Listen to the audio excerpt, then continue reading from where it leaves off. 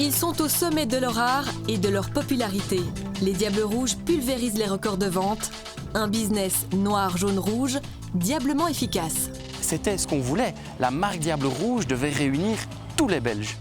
Les sponsors dépensent des millions pour apparaître aux côtés des Diables. Mais où va réellement tout cet argent et combien touchent les joueurs sur ces partenariats? Il faut arrêter de croire que les Diables Rouges sont des pompes à fric. Les Diables n'hésitent pas à vendre leur image pour gonfler leur compte en banque. Mais que font-ils de leur fortune? Immersion dans le business des Diables Rouges.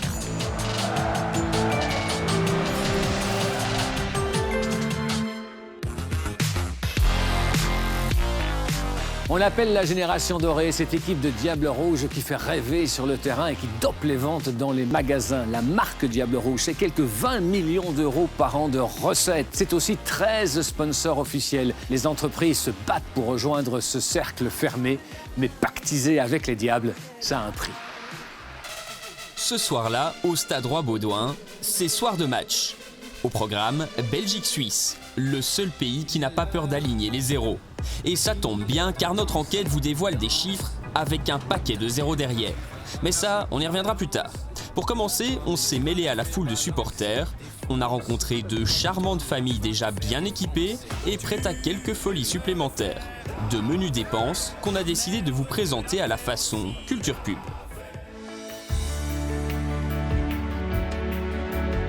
Une écharpe, 10 €.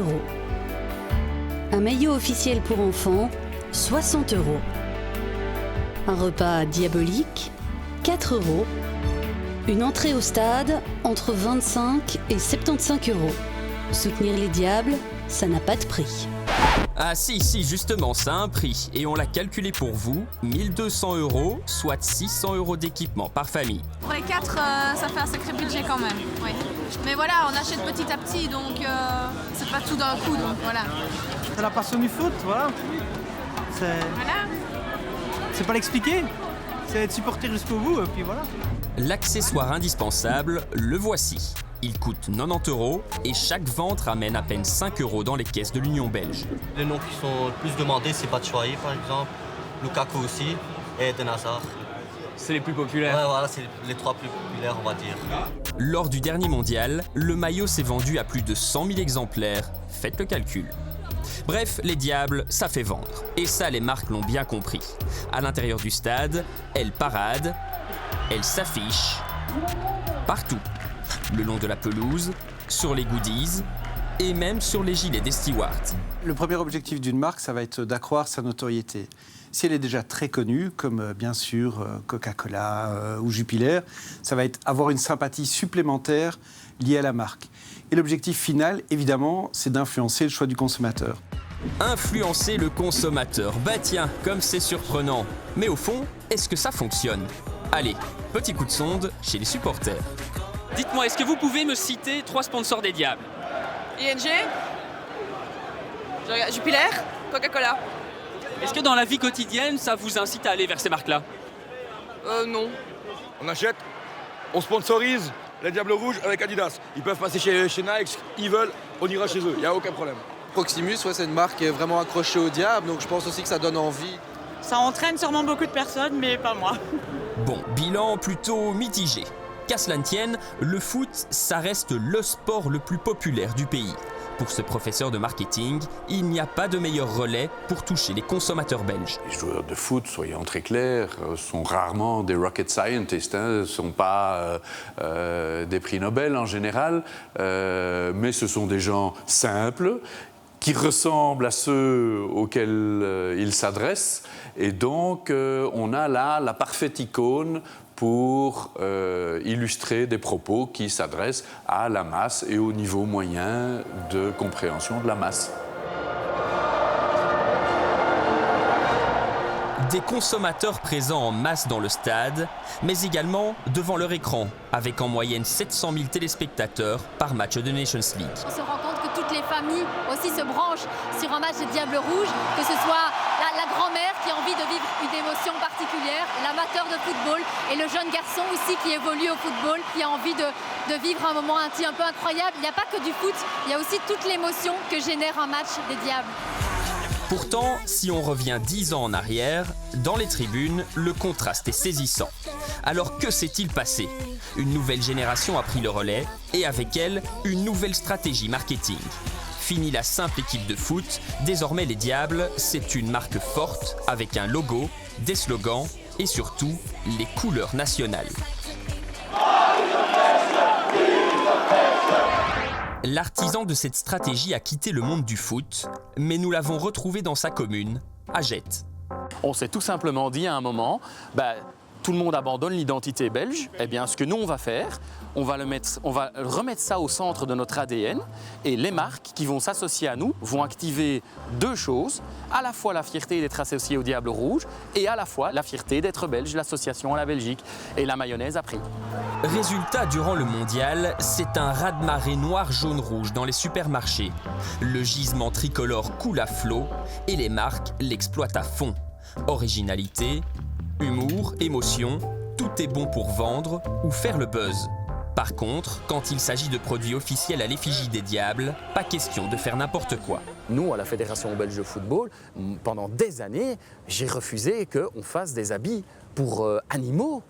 Voilà, j'ai refusé qu'on fasse des bijoux avec les Diables Rouges. J'ai refusé qu'on appose les Diables Rouges, même sur des dentifrices. Comme toutes les marques, les Diables Rouges ont une valeur commerciale. Pour la calculer, on a fait appel à un spécialiste. Il s'est d'abord penché sur les comptes de l'Union belge, avant de se pencher sur son tableau blanc. Si on compare les années où il y a un mondial par rapport à une année simple, on voit qu'il y a plus ou moins une augmentation des revenus de l'Union royale belge de l'ordre de 20 millions d'euros. C'est parti pour la démonstration. Résultat, plus ou moins 3 millions d'euros. 3 millions de bénéfices, intéressant, mais ce n'est pas encore fini. Alors là, pour valoriser la marque, c'est très simple. Oui, simple, question de point de vue. Parce que nous, on n'aime pas trop les calculs mentaux. Alors on préfère passer directement à la solution. Donc moi, mon estimation, c'est que la valeur de la marque des Diables est entre 20 et 30 millions d'euros. C'est pas énorme parce qu'on considère par exemple que la valeur de Manchester United, c'est 1 milliard d'euros. La valeur de la marque est peut-être modeste, mais l'image des Diables n'en est pas moins très contrôlée. D'ailleurs, seuls les sponsors officiels ont le droit de l'utiliser. Un club très fermé composé de 13 membres qui ont tous signé un pacte avec les Diables. Mais à quel prix? Environ 500 000 euros par entreprise. Parmi les sponsors, Proximus est un vétéran, un quart de siècle aux côtés des Diables, 25 ans de victoire, de défaites, mais aucun regret. Pour une marque nationale comme la nôtre, on est tous derrière les Diables, les Red Devils, les Rode Duivels, on est vraiment tous ensemble derrière eux. Et ce capital sympathie, et cette image de fédération autour de l'équipe nationale est vraiment très importante et c'est à ça que nous, on a envie de s'associer. Chez Panini, le patron se frotte les mains. Les albums Diable Rouge, c'est un véritable succès commercial. Il a conservé toute la collection et notamment une année particulière à ses yeux. Un album tout à fait mythique puisque celui de Mexico 86 est un album très important pour les Diables Rouges. Et donc voilà, nous avons ici encore quelques exemplaires en bon état. Comme quoi, on peut être PDG d'une société et garder son âme d'enfant. Et c'est précisément sur cette nostalgie que repose la stratégie de Panini. Autant je vous dirais que le papa va peut-être un petit peu pousser le petit garçon à dire il faudrait peut-être faire cette collection cette année parce que c'est important. Le petit se prend au jeu. La maman va sans doute aider pour essayer d'avoir plus rapidement les doubles qui manquent d'une manière ou d'une autre. Et aujourd'hui, il y a quand même pas mal de moyens faciles pour essayer de retrouver des échanges. Et donc voilà, c'est clairement un moment familial jusqu'aux grands-parents qui vont aller faire des bourses d'échange et des choses comme ça. Les nombres de gens qui sont venus chez moi et qui m'ont dit « Mais monsieur, mes petits-enfants, c'est un calvaire, m'oblige, je dois aller faire mes cours chez Carrefour, je ne peux plus aller nulle part ailleurs, tellement je veux absolument cet album. » C'était ce qu'on voulait. La marque Diable Rouge devait réunir tous les Belges. Paris gagné, la stratégie cartonne. Jupiler va même jusqu'à changer de nom pour titiller la fibre patriotique des consommateurs.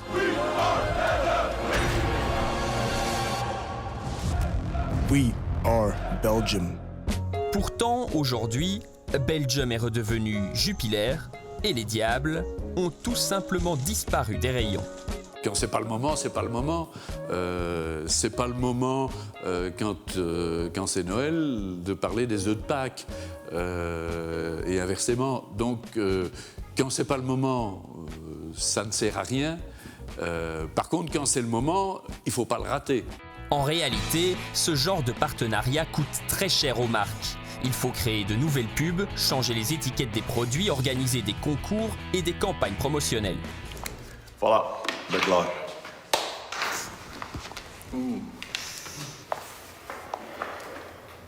Lors du mondial, Proximus avait lancé un pari à ses clients. Si les Diables arrivaient en 8e de finale, l'opérateur remboursait ce téléphone.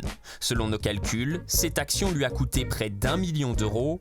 Ça fait donc un paquet d'abonnements à vendre avant d'être rentable. Alors rentable, il faut voir de quelle manière on calcule cela. Nous, on va le calculer plutôt en termes d'image et de réputation.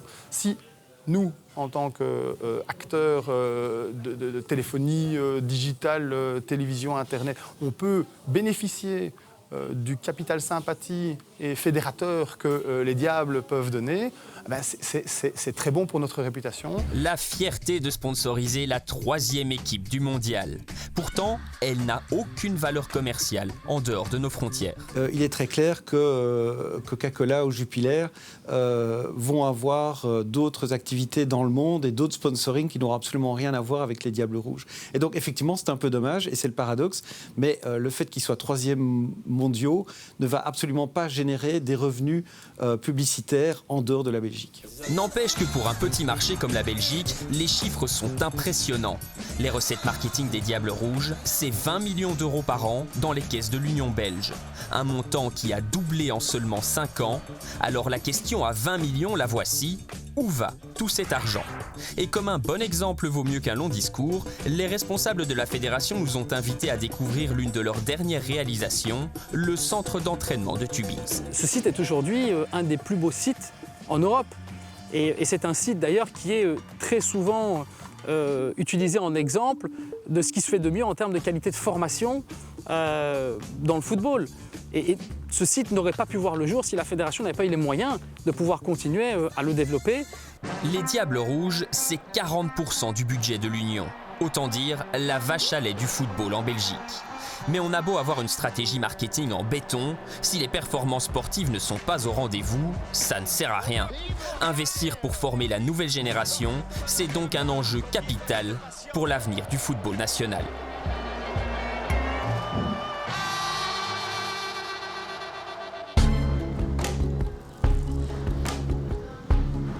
Les Diables Rouges sont devenus aujourd'hui une mine d'or pour les annonceurs. Même le gouvernement belge s'y met et va prendre une délégation de Diables lors d'une mission économique dans quelques jours au Maroc. Mbo Mpeza, bonjour. Une délégation d'anciens Diables Rouges en mission économique, c'est une première. De quoi s'agit-il ? Oui, on va vraiment combiner le sport et le business. Le projet est tout simplement d'essayer d'organiser des événements autour d'un match pour permettre à pas mal d'entreprises de pouvoir montrer leur savoir-faire à l'étranger. Et concrètement, comment allez-vous travailler sur place au Maroc ? On va construire un terrain de foot 30/25 avec la société Grassmaster pour montrer le savoir-faire belge. Est-ce qu'on peut dire qu'aujourd'hui, les Diables Rouges sont un atout économique et diplomatique pour la Belgique ? Oui, tout à fait, parce que je pense qu'il faut tout simplement regarder quand ils sont revenus du mondial, le monde qu'il y avait. Tout le monde s'en souvient, vous êtes bien sûr un ancien Diable Rouge. Est-ce qu'à votre époque, il y avait autant d'intérêt autour des Diables ? Autant d'intérêt, non. Il ne faut pas oublier que la Belgique, à l'heure actuelle, est numéro 1 en ranking FIFA. Donc automatiquement, ça attire énormément de monde et de sponsors. Vous le savez mieux que moi, les Diables, en dehors des terrains de foot, ont de nombreux projets. Des aventures que certains ont réussi, d'autres moins. C'est l'enquête de Coûte que coûte. Un terrain de foot, quelques Diables et une poignée de consommateurs privilégiés invités par leur marque de soda préférée. Dans le jargon marketing, on appelle ça un meet and greet, une rencontre informelle entre les supporters et leurs idoles. En réalité, derrière ces apparences de goûter pour adultes, cette rencontre est une obligation contractuelle pour les Diables. Le temps d'une après-midi, ils jouent les ambassadeurs au service de leurs sponsors. Le sujet est délicat, alors on tente une approche tout en douceur. On a une attaque de choc là. Ouais, c'est vrai. Mais avant qu'on ait pu briser la glace, On a dit stop, c'est stop s'il vous plaît. on s'est fait jeter dehors, Manu Militari. Bon, pas grave, on repassera. En attendant, nous aussi on s'est trouvé un baby-foot et on a organisé le grand meet and greet coûte que coûte pour attirer les Diables. Et à notre grande surprise, on a reçu la visite de Michy Batshuayi, le nouveau super-héros des studios Marvel. Michy Batshuayi, casting numéro 22. L'occasion rêvée de lui demander comment il gère sa relation avec les marques. Ouais. Ah, suis-je bête? Un super-héros, ça doit rester discret pour ne pas être démasqué. Pourtant, ce n'est plus un secret. Tous les joueurs mènent une double vie. À peine sortis des terrains de foot, ils se transforment en mannequins publicitaires. Aujourd'hui, je pense qu'il n'y a aucun joueur qui peut dire qu'il est uniquement footballeur. À partir du moment où il est footballeur professionnel, il sait aussi que son image est quelque chose qui a de la valeur. Et c'est pour ça qu'ils sont aujourd'hui de plus en plus entourés par des gens professionnels, parce que c'est des vrais conseillers qui sont là pour les aider à gérer leur image et à surtout ne pas en faire n'importe quoi. S'associer à une marque, c'est la garantie de couler des jours tranquilles après sa carrière pro. Du coup, tout le monde s'y met. Vincent Kompany. Le tacle parfait est difficile. Très difficile parfois. Eden Hazard. Pour Eden, c'est biscuit spéculoos lotus. Et pour vous? Ou encore Kevin De Bruyne.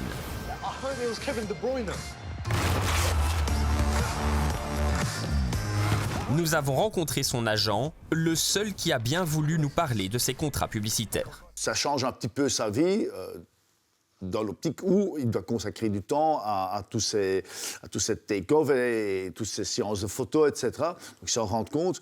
En contrepartie, on ne doit quand même pas le cacher non plus que c'est quand même des revenus supplémentaires au-delà de ce qu'ils ont déjà avec le football qui leur fait plaisir. Ces revenus supplémentaires, c'est ce qu'on appelle le droit à l'image. Plus un joueur est populaire, plus il est sollicité par les marques et plus ça peut rapporter gros. Parfois, plusieurs millions d'euros par an.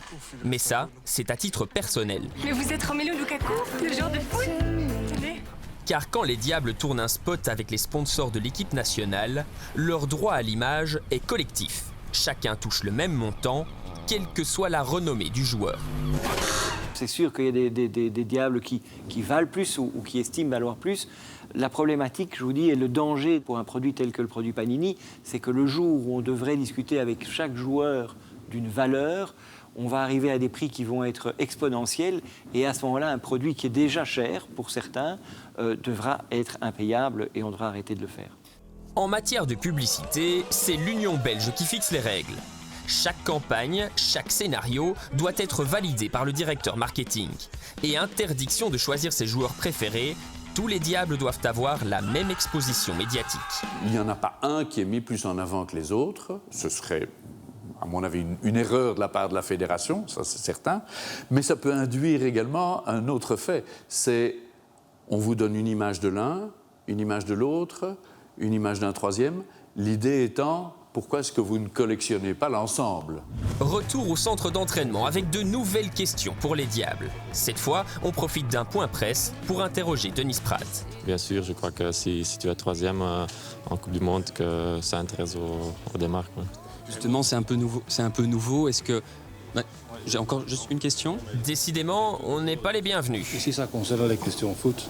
Ah, c'est donc ça. Un Diable, ça ne parle que de sport. Du moins, devant les caméras, car en coulisses, ce sont de redoutables businessmen. Et si quelqu'un est bien placé pour le savoir, ça ne peut être que Mehdi Bayat. Ce dirigeant de l'Union belge a mené un long bras de fer avec les joueurs pour renégocier les droits à l'image de l'équipe. Il faut arrêter de croire que les Diables Rouges sont des pompes à fric. Ou qu'ils sont là uniquement pour laisser des miettes aux uns ou aux autres. Je dirais qu'ils ont eu une réflexion juste et équilibrée, tout en pensant évidemment à leur intérêt, parce que c'est des joueurs professionnels, mais également toujours en n'oubliant pas le fait que leur vision était surtout dans une manière de pouvoir pérenniser aussi leurs accords sur le long terme pour les générations futures. Alors, combien exactement pour cet accord si juste et tellement équilibré? Je pense qu'il ne faut surtout pas essayer de parler de partage ou de chiffres précis. Bon bah, dommage. En revanche, on connaît le montant de leur prime de match versée en Coupe du Monde. 32 000 € par victoire, soit 313 000 € par joueur pour leur 3e place au mondial. Ça fait un beau petit pactole. Mais que font-ils de tout cet argent? Une partie de la réponse se cache derrière cette barrière, à l'abri des curieux que nous sommes. Bon, c'est vrai, les gros bolides, c'est un peu cliché. Alors on a poussé les recherches un peu plus loin. Je peux vous poser une question? Au Luxembourg, on a découvert plusieurs sociétés ouvertes par des joueurs qui pratiquent de l'optimisation fiscale. Pour le reste, on trouve de tout. Vincent Compagnie a ouvert une agence de communication et fondé un club de foot. J'ai eu l'occasion d'aller dans des endroits où personne n'allait dans mon quartier. Et ça a fait la différence pour moi. C'est ce que j'ai envie de pouvoir offrir à travers le BX. Et pour moi, c'est le futur du club. Il était aussi propriétaire d'un bar qui a fait faillite, au même titre que les boutiques de mode de Chadli et Fellaini. Comme quoi, la renommée, ça ne fait pas tout. Wixel a lancé sa collection de casquettes. Quant à Moussa Dembélé, il vient d'ouvrir un hôtel dans sa ville natale, en plein centre d'Anvers. Ici, la patronne, c'est sa sœur, Asita. Elle nous fait visiter les lieux. Ça, c'est une suite très ouverte et il y a beaucoup de lumière. Des suites luxueuses avec des luminaires ornés de feuilles d'or, un rêve inaccessible devenu réalité. C'était mon rêve d'ouvrir une bed and breakfast. Alors maintenant, c'est un peu plus grand. Et mon frère, il voulait faire quelque chose avec moi. Alors, on a trouvé cette building. On aimait beaucoup. Alors, on a acheté ça et on a fait notre hôtel. Pour atteindre ce résultat, il a fallu 5 ans de travaux et plus de 3 millions d'euros. Impossible sans la renommée de son diable de frère. Bien sûr, ça nous aide. Il est connu, alors il y a beaucoup de médias qui viennent sur ça. Mais ce n'est pas seulement Moussa, le footballeur, qui va faire ça. C'est un projet à part. Il fait le foot, mais à part, il fait aussi quelque chose. Ces différents projets ont tous un point commun. En l'absence des diables, ils sont gérés par des proches, famille ou amis. Dans le cas de Kevin, c'est très très clair. C'est le papa de Kevin qui gère partiellement avec des gens compétents autour de lui ses intérêts financiers. Et ça, je trouve quand même assez important, parce que soyons clairs, dans le monde du football, il y a quand même pas mal de requins, de vautours, des gens qui traînent autour, ne fût-ce que pour se faire un peu d'argent. Et l'agent de Kevin sait de quoi il parle, car son protégé est actuellement le joueur belge le mieux payé de l'histoire, 17 millions par an, soit 2000 € bruts par heure à Manchester City. Et ce n'est rien comparé au montant astronomique déboursé par les plus grands clubs pour nous piquer nos talents nationaux. Alors, en contrepartie, la FIFA a mis en place un système pour que chacun touche sa part du gâteau. On appelle ça le mécanisme de solidarité. Chaque fois qu'un joueur est transféré, les clubs qui l'ont formé reçoivent une partie du montant de la transaction. Exemple avec Eden Hazard. Lors du transfert du capitaine des Diables en Angleterre, son club de Lille a touché 35 millions d'euros. Le club de Tubize a reçu 260 000 € et en bout de chaîne, le Stade Brennois, là où Eden a passé toute son enfance, le club a touché, eh bien posons la question à son ancien président. 0 € et 0 francs belges, monnaie de l'époque. Ah oui, on ne vous a pas dit, ce beau mécanisme de solidarité ne s'applique qu'à partir du 12e anniversaire des joueurs. Or, Eden a quitté Brennes à 10 ans. La formation, elle commence dès le plus bas âge. Eden s'est affilié ici à l'âge de 6 ans, donc je trouve que le mécanisme aurait dû s'instaurer dès ce moment-là. Les Diables ont beau générer des millions d'euros de profits, dans les petits clubs amateurs, c'est loin d'être le jackpot. Tiens, il y a comme une faille dans le mécanisme de solidarité. Bon, on ne pouvait pas boucler cette enquête sans aller rendre une dernière visite à nos chers Diables. Ça tombe bien, cette fois, on a les droits. Alors on s'est posté sous la tente presse jusqu'à l'arrivée des joueurs. Depuis qu'on est plus jeune, on a des sollicitations avec les sponsors. Donc c'est vrai qu'avec tout ce qui se passe aujourd'hui, la sollicitation est beaucoup plus qu'avant. Maintenant, est-ce que c'est plus important? Je ne sais pas, parce qu'il y a toujours des joueurs qui jouent sans sponsor, sans contrat. Donc voilà, après c'est des choix personnels. Donc pour moi, personnellement, c'est un peu difficile de parler de ça. Bon, dans ce cas, interrogeons un spécialiste, le seul joueur de l'équipe qui possède un diplôme de master en business. Ça vous permet de gérer vos investissements. C'est quoi votre philosophie d'investissement en fait? Pensez à quoi quand vous investissez? Peur de se casser la gueule. Au final, que retenir de tout ça? Certes, en un an, les Diables brassent des sommes qu'on ne pourra jamais accumuler sur toute une vie. Mais nos joueurs ont prouvé qu'ils avaient le sens du partage, de la fête et du spectacle. Ils ont pris des risques sur le terrain pour faire vibrer les tribunes. Grâce à cet état d'esprit, l'équipe nationale a gagné la seule chose qui ne s'achète pas, le respect de ses supporters.